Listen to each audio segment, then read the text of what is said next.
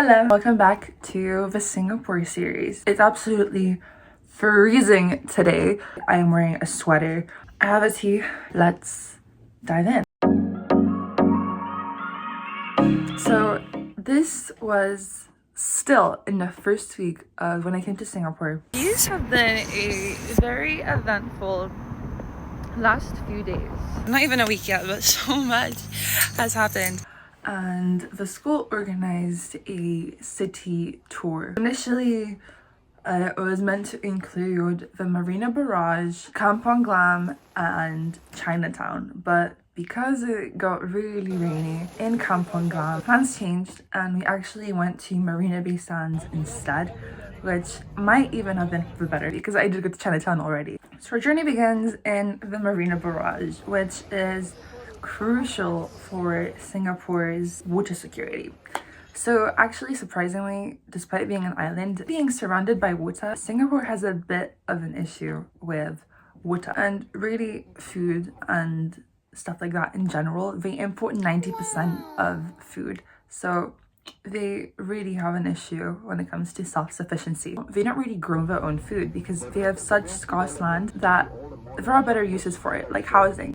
But things like vertical farming can make it possible for Singapore to grow more of its own food. The issue of land scarcity is huge because we have a really limited land area.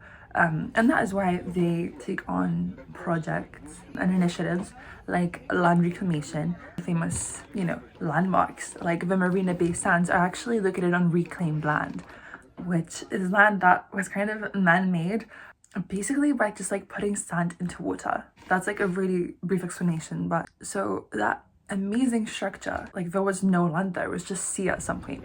At one point, Singapore is actually the biggest importer of sand. Evidently, they are a very heavy importer of sand, of water, and of food.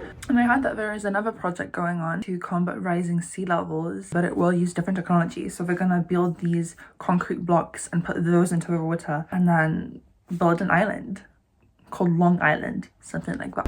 But in the early days, when the British came here, the local population, it was only 100 people, fishermen.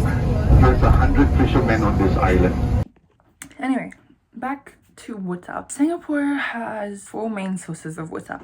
First, they actually import water from Malaysia because they used to be part of Malaysia. Just 1 kilometer across the water is Malaysia. This contract is set to end by 2050. So Singapore must become self-sufficient, self-dependent on water by 2050. The second method is technology called new water. It's a little bit iffy to think about.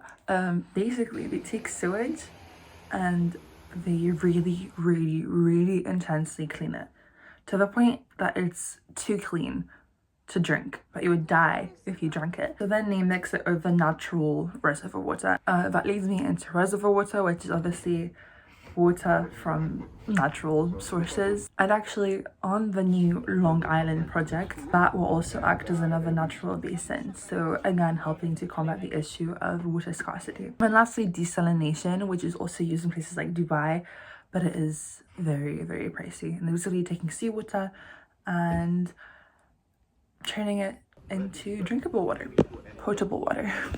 So this Marina Barrage is like the water center of Singapore's water supply. It acts as a reservoir. There is a barrier between seawater and fresh water, and it's really cool. You can literally go on the bridge and see seawater on one side and fresh on the other, and the different colors. It's really trippy to see, actually. And of course, aside from a reservoir, it serves a few different things. And actually one of them is a recreational space. So there is a sort of rooftop garden situation, a green space, as a view of the city, pretty much. So that is the Marina Barrage. There's a very interesting thing. You have 75% of Chinese in Singapore. It's a very unusual number. And the reason for this is in the early 19th and 20th centuries, China was in a bit of an economic slump, I suppose is the right word. And there was sort of word of mouth. If you take this cargo ship, takes to this island and there's plenty of jobs there, you can become rich. Myself, I am part of the 75% of Chinese. but I manufactured in Singapore. One box for each of the races. So you have one box for Chinese.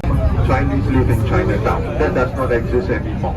It is made for the Malay community. Then we went to Kampong Glam, which is the Malaysian district of Singapore. And when we went there, to our luck, it started pouring rain, like so heavily. So we hid for cover for a very short while.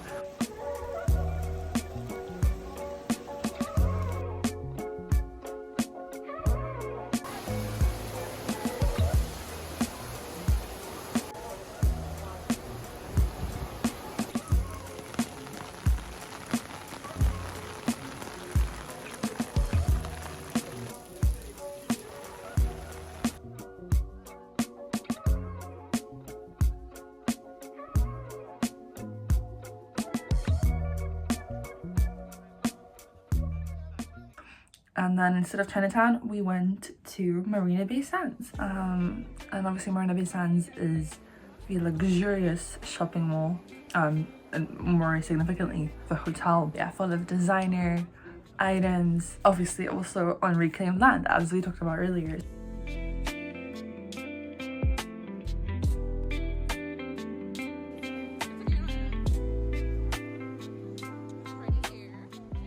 And I just got like some food and then we went home eventually.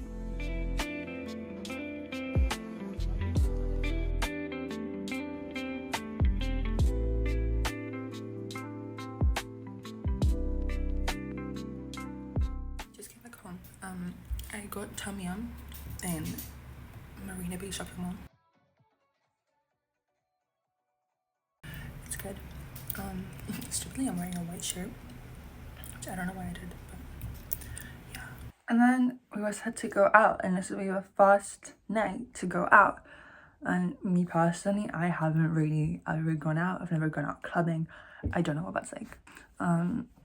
So initially people just went to a bar for pre-drinks, and I did join them for that, but I just was not feeling it, so I left early.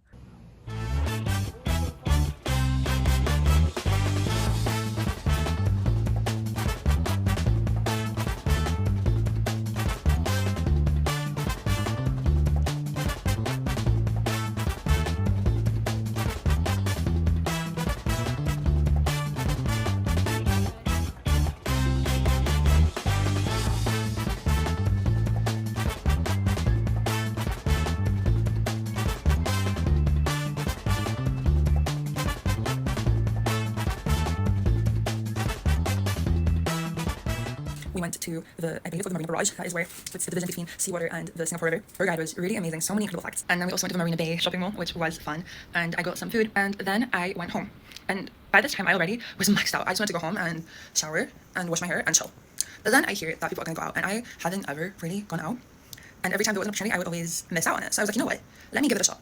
And I was just, because the music was too much and the people were too much, it was just too much for me.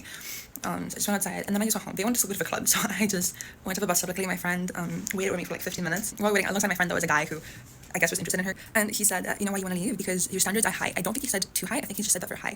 Because earlier I had like this guy ask me, and he was like apparently 5'10". I was like, well, I'm 5'10", so, you know. And he was like, oh, so how many guys to be? I was like, I don't know, like 6 something, you know. And then they were asking like, oh, what do you look for in a guy? What's most important? This guy just like casual. And he was like, do you do like long-term commitment? And I was like, yeah, unfortunately, I do not do casual. I can't wait to sleep. What was I saying? Right. Okay.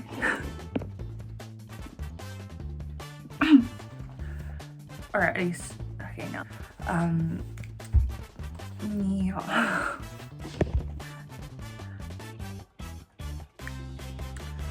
Anyways, it's so pure that you would drink if you. Singaporean population is Singaporean. Tends to go out again.